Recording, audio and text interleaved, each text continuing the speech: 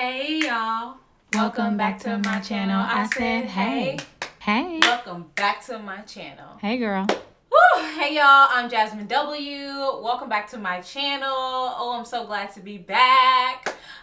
Listen, y'all know I've been having technical difficulties, so if you're waiting on my Bachelor review, thank you for being patient, honey, okay? Your girl got a life, all right? So, I spit. Oh my goodness.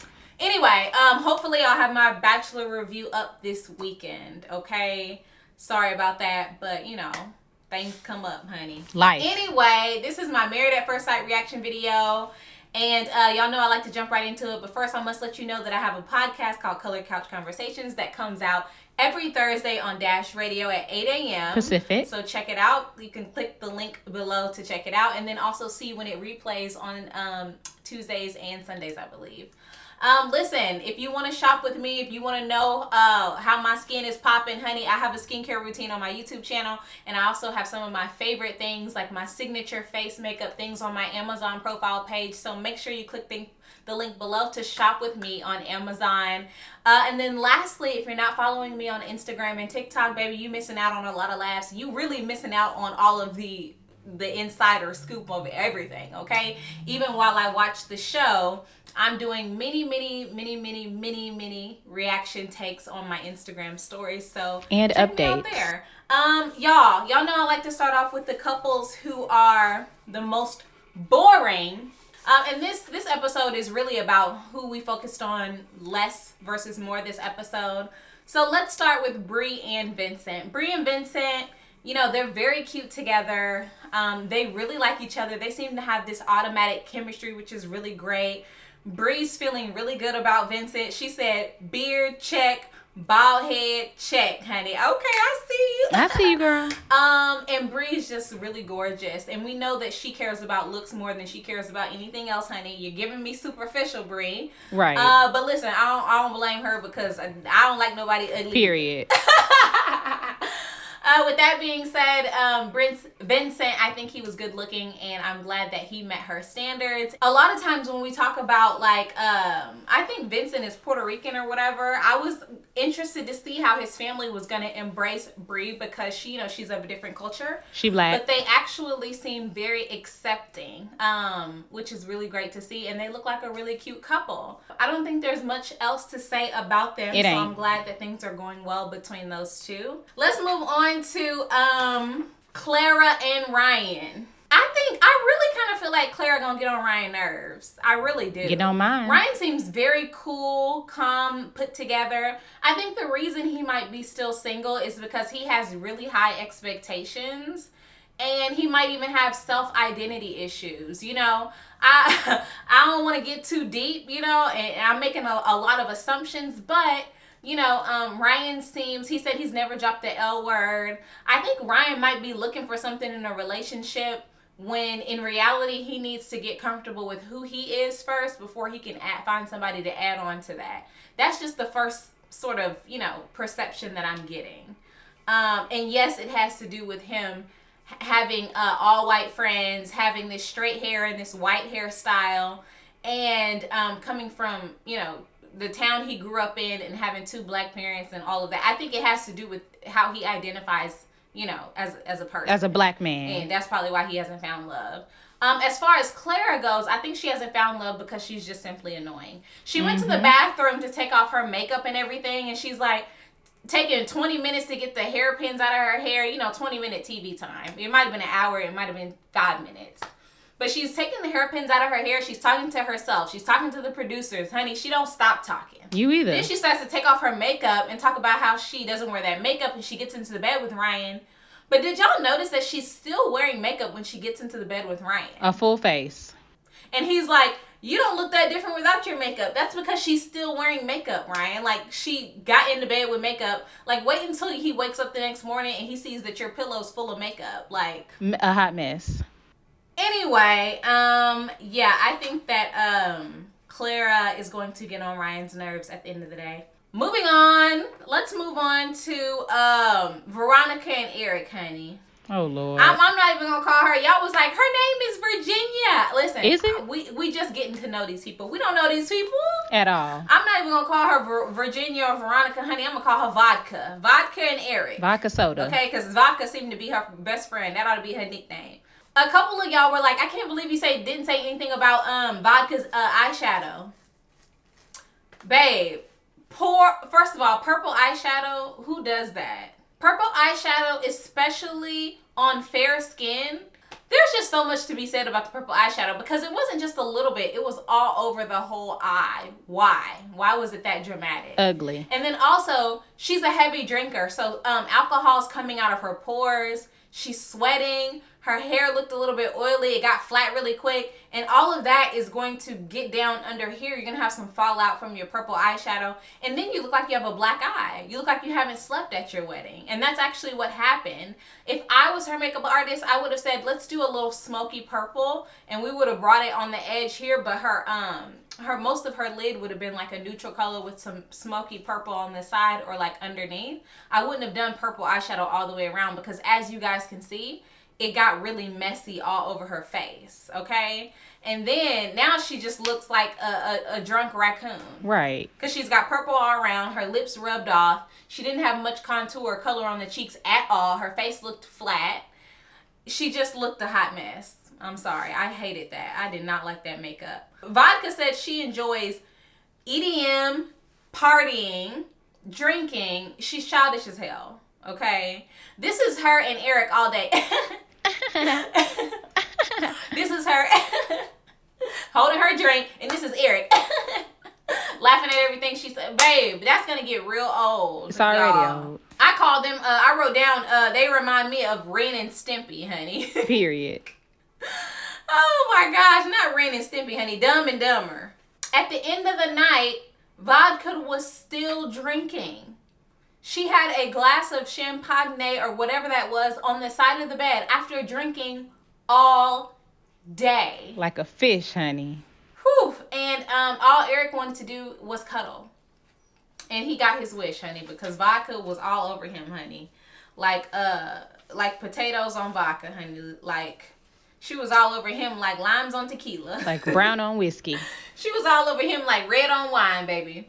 Anyway, let's move on to Haley and Jacob are both boring as hell is what I wrote down. He said that he was hoping that Jennifer Aniston came through the doors to marry him. Baby, are you Brad Pitt? Right. You more like armpit, Jacob, okay? Baby, you not getting no Jennifer. If you could have pulled Jennifer Aniston, babe, you wouldn't be on the show. You're not Brad Pitt, honey. You're Pitt on the side of the road. Child, don't disrespect Brad. Please Don't stop. do Brad. Please stop.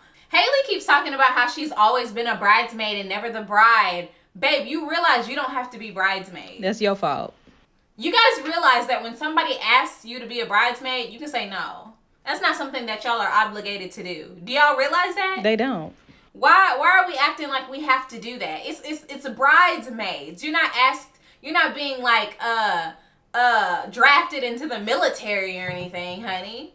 You don't have to break a leg to get out of it. Just say no. Just say no. Like drugs. I think being a bridesmaid is her drug, honey. Just say no, okay? She said that both Jacob and Haley were worried about if the other was gonna like their dogs. I'm like, white people love dogs, y'all. They do. I'm like, we need to start telling white people that dogs are reincarnated black people, and maybe they'll care about our lives, honey, because or the opposite. I have a dog too, child, and I love my dog. I hug him and kiss him, baby, but listen, dogs gotta stay home sometimes.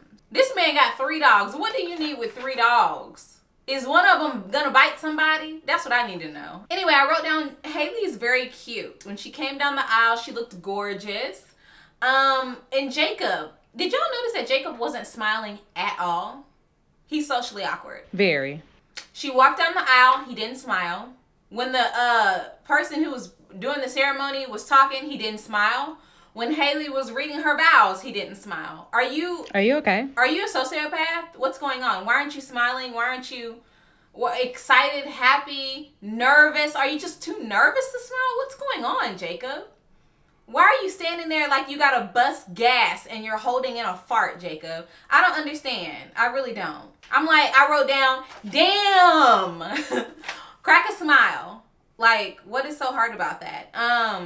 When Jacob and Haley went through the ceremony and they got to know each other, she asked him what he eats. He said he eats steak and eggs. It started as a diet thing, and then it just babe, do you smell bad? Gross. If you eat steak and eggs for every meal, you cannot have a fresh smell. I'm sorry. It's impossible. No fruits, no veggies, nothing from God's green earth, honey. Oh, babe, I know you sweat. You have meat sweats. Stinky. Don't like it. Dirty. Stinky. Listen, Haley was drinking at that wedding, honey. She's like, what did I get myself into? Do y'all see the point where Haley was drinking and then she handed the glass to the 12-year-old girl and said, take that to the kitchen. Haley turned into somebody's uncle, okay, with an empty beer glass. Y'all uncle ever handed y'all an empty beer glass and say, take this to the kitchen and throw that out. Or say, give me a beer out the fridge. Give me, hey. He called a little 5-year-old over. Hey, you. He don't even know his grandson's name. Yeah. Give me one of them beers. Girl. Don't you open it. Just bring it here. Y'all ain't had no uncle like that? I did. Actually, the uncle was my daddy, actually. But anyway, child. I was wondering one thing about Haley and Jacob is why is everybody around while they're taking pics? Can y'all skedaddle? Like, why is everybody around? I would have been uncomfortable if everybody was around me and my husband taking pics. It's a very intimate thing, so to have people around is kind of nerve-wracking. I could see why Haley was overwhelmed by that, you know. The one thing about Haley and Jacob, I said, what the hell y'all dancing to? Did y'all see that? They was, first of all, they were offbeat to each other. And then they were offbeat 4 left feet to the music that was playing, you know, in the background on the show, which I know is probably not the music they were listening to, but everything was just offbeat. Everything just did not seem right at all. I'm like, what are y'all listening to? Because both of y'all offbeat, and which one of y'all is on beat, honey? Neither. Anyway. Y'all, the one thing I'm tired of Married at First Sight doing is matching people up who like to travel with people who don't like to travel. I think that people who like to travel, it's a thing that they like to do, and they should be matched with people who also like to travel. They did this last season. They matched somebody who likes to travel up with somebody who's never been out of the country. I don't know if they do that because, you know, they're hoping that, you know, the person who likes to travel will bring that other person outside of their comfort zone. But it just really doesn't work out that well because typically, especially at 38 years old, Jacob is not going to be wanting to try new adventures. He is who he is. If he hasn't been out of the country, it's because he's not curious about that, you know? And so to match him up with somebody who's 28, who still feels like they have a lot of things to do and a lot of places to see, I think that's kind of a mistake. It is. And listen, it sounds like Jacob has a house that's so wonderful that he don't want to leave, okay? He said he has a house with a gym, a hot tub, a beach, a sauna. A mansion. A full gym. Not just like one or two. Not like a Peloton, honey. A full gym. We don't care, Jacob. At all. We really don't. You don't have a wife. Like, we don't care about your gym. I'm sorry. He went around and told everybody. Told the brother about the gym. Told the mom about the gym. Told the cousin about the gym. Told the bridesmaids about the gym. We don't care about the gym. Okay? Nobody cares about the gym. We see you be in the gym, honey. Marry the gym. You need to work less on your neck and more on less on the neck. That's all I know. Anyway, when Jacob and Haley got to the suite, Haley said, night. She said, what the light doing on? Haley's actually kind of funny to me. She's like, good time to sleep. No touchy. Stay on your side. She was trying to be nice and cute about it, but she was like, listen, ain't nothing going on over here, honey. We closed, okay? Lights off, we're closed. Not open for business, and I don't blame her. Listen, as far as Haley and Jacob go, I think Haley is really, really cute. My dad actually said that Haley looked pretty good without her makeup. So she's naturally gorgeous. She seems like a really nice person who's curious and is excited about lots of life adventures. And I just don't know if Jacob's going to be able to get out of his shell enough. He not. Especially because of the age difference. You know, he's stuck in his ways. And she still has a lot of life and things that she wants to do. So, there's that. Last and least, we have Chris and Paige. Who child, y'all? I'm about to... Let me get my mind right. Yeah, get it right, sis. I wrote down, Chris is materialistic AF. They said he cares about God and family. Chris does not care about God and family. Chris cares about Chris and jewelry. Chris cares about Chris and Christian Louboutin. That's the only two things that he cares about. Let me tell y'all something. Or should I save it for the end? Let me save it for the end. Okay. Chris and his family keep insisting that he wants a honeymoon baby. All of y'all are ignorant. Excuse me? I'm so glad that Paige said that she didn't feel a connection with Chris because he wasn't looking at her at all. And I agree. That is the number one thing I wrote down here at the top. Chris ain't looking at Paige at all. Terrible communicator. I think Chris is a terrible communicator. The lack of eye contact for me, the lack of self-awareness, the lack of tact, class, and communication skills it's so apparent that he's immature. I mean, it's apparent as day that he is one of the most immature people I've ever seen on this show. And I've watched enough seasons. Not all, but I've watched enough, okay? Paige had beautiful vows. Did y'all hear Paige's vows? They were beautiful. They were well written. She's intelligent. She's an effective communicator. She's beautiful. And yes, she has body. We're going to get back to that. The first thing that Chris brings up when they get to the, area where they pop the champagne is that he has a fresh tattoo to cover up his ex's name. Child, throw him away. Okay. Cover him up. He brings up his ex and says that his ex has the same dog that Paige has. Oh my God. Baby, what is you doing? Why are we talking about your ex? This is the second time we brought up your ex. Why are we talking about your ex? Baby, the only ex I want to hear about is X marks the spot, honey, because I'm your pot of gold. I'm your prize. Why are we talking about your ex-girlfriend, your ex-fiance? You went to tell Paige that you were engaged. Why are you bringing this up at your wedding? Chris is basura. Dookie. Trash. Dumpster. Doo-doo. Not even compost, honey. Not even recyclable. Diarrhea. Landfill. Chris said that he was engaged a few months ago, but you had to tell Paige that right now? He's stupid. You couldn't wait till the plane on the way to your honeymoon? You couldn't wait till the honeymoon? You had to tell her the very first day that you met her that you were engaged to another woman only a few months ago, and you recently, 3 days ago, got her name covered up on your wrist. Are you dumb or are you stupid? Both. Paige said that was a yellow flag. Y'all, for me, that was a black flag. That I would have said, cut the cameras. They would have lost me right then. I don't care what the situation is. Cut the cameras. Skirt!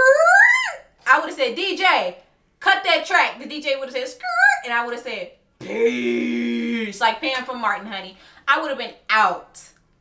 Immediately. One thing that is interesting is that the friends told Paige, in order to calm her nerves, here they go, that Chris was standing up there waiting for her for about a few hours. We don't get to see that watching the show. So maybe that explains why Jacob wasn't smiling. Maybe he was exhausted and he's been on his feet. I don't know what to say about that. Why they would have somebody standing up there 2 hours waiting on their wife is just ridiculous to me. It's beyond me. I don't know why. But that's an interesting piece of the puzzle that we need to know to just understand everybody's moods. The thing I'll say is Chris's dad. Oh, and big basura. Chris and Chris's dad, I wrote down in bold letters, trauma. They're giving me trauma. Yeah, they need therapy. They're giving me inappropriate. Pervs. Chris is giving me sex addict. Yep, dad too. Dad is giving me perv. Sorry, hate to say it. Nope, not sorry. All of them, they're weirdos. Allegedly. My dad, when I was calling my parents in between the show, my dad was like, they're weirdos. Weirdos. Why on earth did Chris's dad sit down with his new wife that neither one of them know to tell him or to tell her that Chris is a man who needs sex. What the hell is wrong with you? What the hell is wrong with you to make you believe that that is an appropriate conversation to have at this very moment? Or at any time, actually. Gross. I cannot imagine if the man I married, his dad set me down at any point and said, you know, my son needs sex. Not every night, but most nights. I'd be out so fast. First of all, mind your business. Why are you in my vagina? Child, oh my gosh. Perv. Chris was asking Paige if she wears makeup. Do you wear a lot of makeup? She's like, no. He's like, oh, interesting. Oh, he's trying to mess with her self-esteem. That's it. What do you like, bags and handbags and shoes and stuff? She's like, I'm chill. Interesting. And then Chris goes on to talk about how he doesn't date women like Paige. He dates the opposite of Paige. Now, what could that be? I wonder. We're going to get to that. I'm going to get you together. I'm going to get your ass together. Chris starts to immediately over dinner talk about sex. Do you like sex? How often? He's trash. Right now, while we're eating while we're looking at our family and our wedding, you don't want to know what's my favorite color. You don't want to know when my birthday is. You don't want to know what sign I am. You don't want to know where I went to school, how I bought my house. Nothing. You want to know about sex. I don't know why you're so interested in a honeymoon baby and sex, Chris, if you don't think Paige is attractive. That part. Why you want to procreate with somebody you think is ugly? That part. That's my first question. Why are you even asking about intimacy if you're not attracted to Paige? That's none of your business. Chris met with Paige's friends, and he was trash during that conversation. He said that he thought he's used to having a trophy wife, and Paige wasn't that. But he ugly. He's used to women who are beautiful and expect him to pay for things and this and that. He looks like a pit bull. If I was Paige's friend, I would have gone to Paige and said, baby, pack your bags. Roll out. Roll out. I would have told DJ, play Roll Out by Ludacris, because we out. And they said, well, actually, Paige is a trophy wife, so let's stop right there. Period. But the disrespect. Right. And let me just say the last, it's just too much. It's actually infuriating. This is a really great example of how some men want the sauce of a black woman, but don't want to be with a black woman. This is a great example. Let him know, girl. Of, I think, colorism. Yep. And the objectification of a black woman's physique. That part. Him and his dad, all he did was talk about her shape. Oh, she got a nice shape. She got a nice body. She got a nice shape. She got a nice body. But no, I'm not really feeling her. I mean, she's cute, but just not for me, though. Another woman of a different, nationality, or even, a biracial woman or a light-skinned woman can go out and have the same attributes that Paige has. Exact same. And less when it comes to her intelligence. Or face. And be valued more than Paige. I definitely think it has to do with colorism. Paige's skin tone. Self-hate. She's wearing a wig. She doesn't have her natural hair. Stereotype. But she has a beautiful, smooth skin, a beautiful smile that really does light up a room. She's extremely intelligent. Her face structure and her cheekbones are popping. And her body being banging is a plus. Right. But no. It's like, oh yeah, it's all focused on Paige's body and no focus on her beauty. And that's what really grinds my gears about this.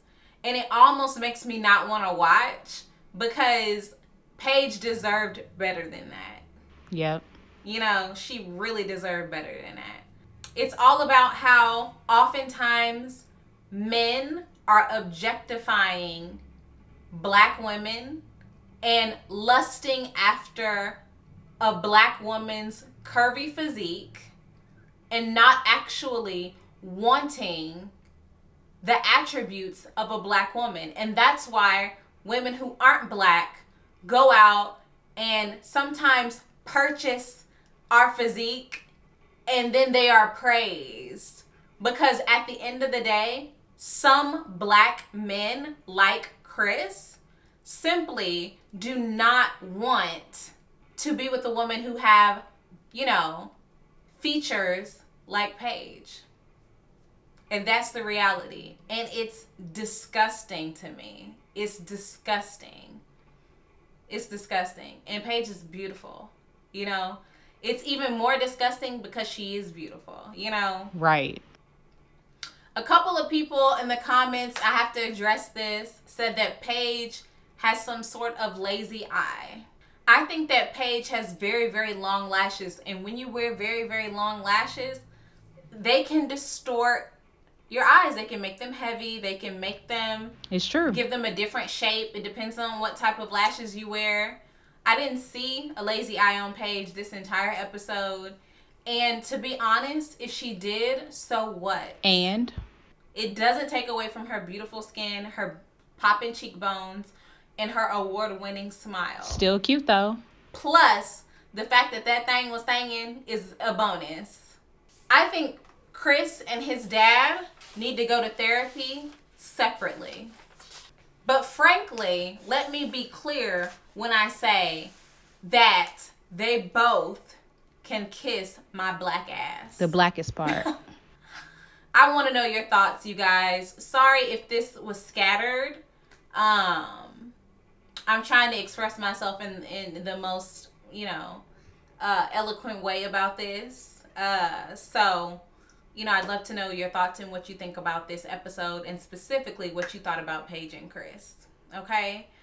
This is why I love to do reaction videos, because I don't know if there are a lot of people, I don't watch other people's channel, really often or at all, really. But I don't know if there are a lot of people who feel the way that I feel or have my point of view when it comes to these couples, but especially the black couples and how we're perceived in the media and stuff like that. It's really important to me when you have an opportunity like on this show to uplift black women and make us feel like we deserve or we're worthy or desired and things like that. We don't need those things. Speak on it. But it is a nice opportunity on a nice platform to receive that. Yep. And I'm glad that Bree is her husband and her are really hitting it off. But it's still very annoying to see Paige and Chris and see Paige go through that, because she doesn't deserve it, Whew. So yeah. Anyway, want to see what y'all think. Bye. Bye.